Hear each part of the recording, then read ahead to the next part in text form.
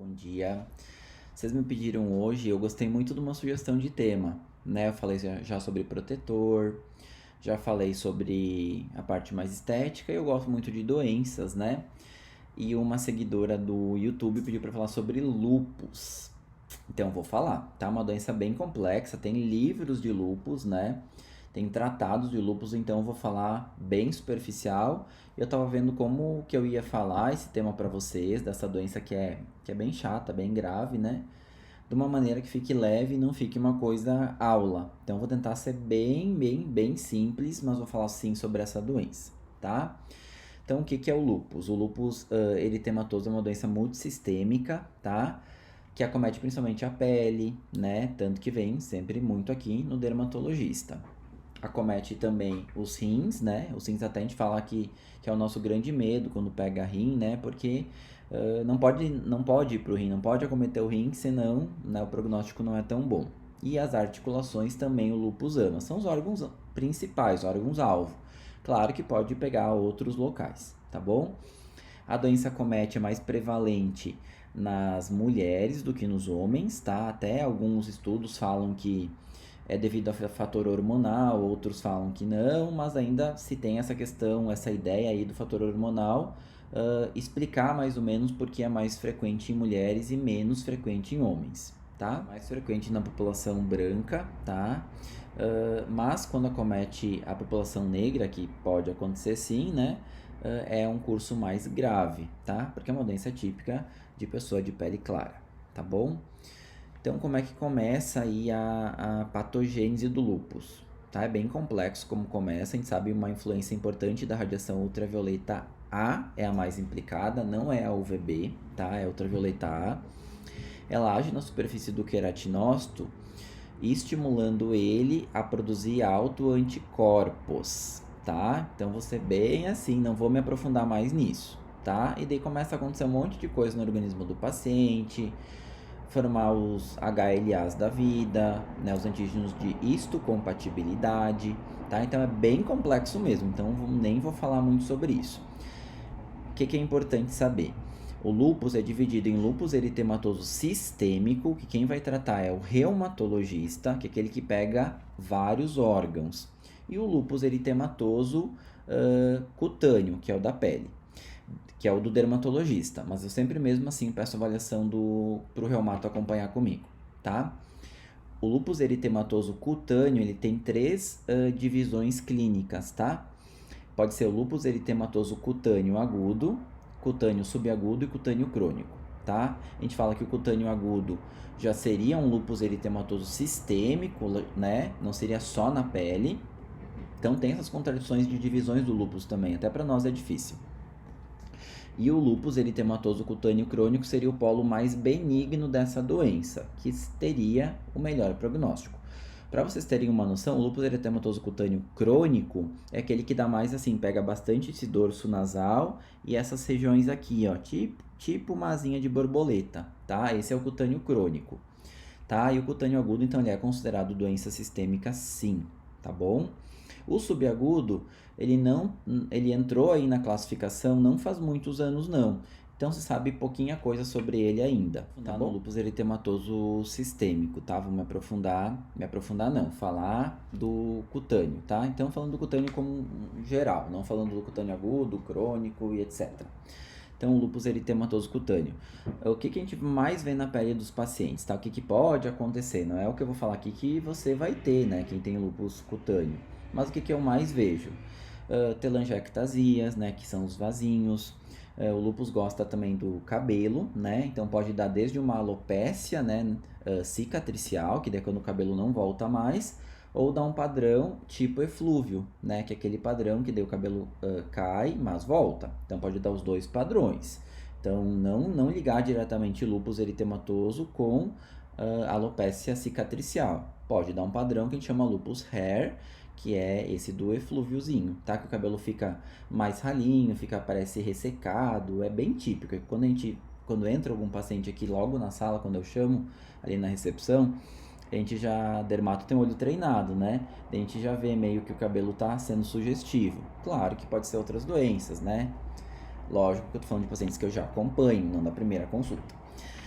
Que cabelo seco pode ser um monte de coisa, né? Então, pode dar eritromelalgia, pode dar esclerodactilia. O que que é esclerodactilia? É aqueles dedos em salsicha, tá? Então, vou mostrar aqui a minha mão. Então, como se ele inchasse todo ele de uma maneira uniforme. Então, aqui da minha base, do meu dedo até a ponta, tá? Então, todos os dedos, ou só em um, mas geralmente dá nos 10, tá?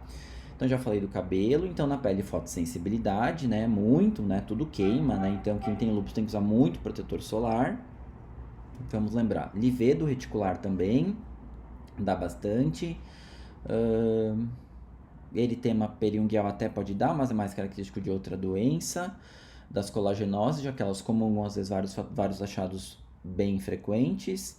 E é isso que eu mais vejo nos meus pacientes de lúpus aí, tá? Cabelo bem acometido, desde alopecia até eflúvio, fotossensibilidade, esclerodactilia, livedo, essas coisas que eu vejo mais. O de lúpus é feito pela biópsia, tá? Cutânea, tá? Que é bem simples de fazer, geralmente a gente usa punch, né? Não precisa ser uma biópsia infuso, né? Eu uso punch, né? Mas quem quiser fazer infuso, ok. Que é bem mais profundo. Fuso a gente usa muito para hanseníase, suspeita de hanseníase e para outras coisas também. E raramente o anátomo patológico vem com dúvida. É bem típico ver aquela banda lúpica, enfim. Às vezes precisa de imunofluorescência, mas é bem raro, né? E eu tenho uma ótima patologista que me auxilia, então ela manda mega bem, a doutora Olivia. Então ela sempre me ajuda nos casos mais complexos, tá? Em relação a exames laboratoriais, a gente sempre pede complemento, pede FAM, pede hemograma, né?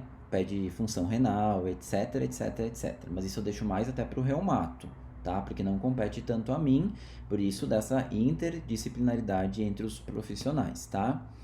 O FAM, todo mundo se assusta com esse bendito desse exame, tá? O FAM, ele pode estar positivo ou até pode não estar. Geralmente ele está no lúpus sim, tá? Mas lembrar que e tá bem em altos títulos, tá? Mas lembrar também que o FAM positiva, gente, em várias outras doenças, ou positiva porque o paciente também não tem nada. Então, né, na tricologia, que é a especialidade que estuda cabelo, um dos exames laboratoriais de rotina na tricologia é justamente solicitar FAM, faz parte da rotina de queda de cabelo. E volta e meia vocês abrem os exames em casa, vocês olham e vem lá um FAM nuclear pontilhado fino denso, padrão 1 para 32. 1 para 160, e vocês já entram em pânico. O que eu sempre falo? O FAM isolado não dá diagnóstico, ele é só um exame, né? Para eu dar um diagnóstico de uma doença, é o exame laboratorial com os achados do meu exame físico, que é mais importante, a clínica sempre é soberana aos exames, e a biópsia, se eu fico com dúvida, né? No caso de lúpus, tem que biopsiar sim. Então, não se assustar com os exames laboratoriais, tá bom? Em relação ao tratamento do lúpus, a gente usa os antimaláricos, né, cloroquina e seus derivados, que tanto tem se falado agora para o Covid-19, né, que entra hidroxicloroquina, quinacrina, entra toda essa classe aí. E tem que ter muito cuidado, porque essa droga tem predileção por locais onde tem melanina, entre eles a nossa retina. Então, tem que sempre, antes de introduzir essa medicação, pedir uma avaliação do oftalmo, ver se está tudo bem e acompanhar também a cada 3 ou 6 meses com o oftalmo para ver se não vai ter alteração aí, uma degeneração da mácula, tá bom?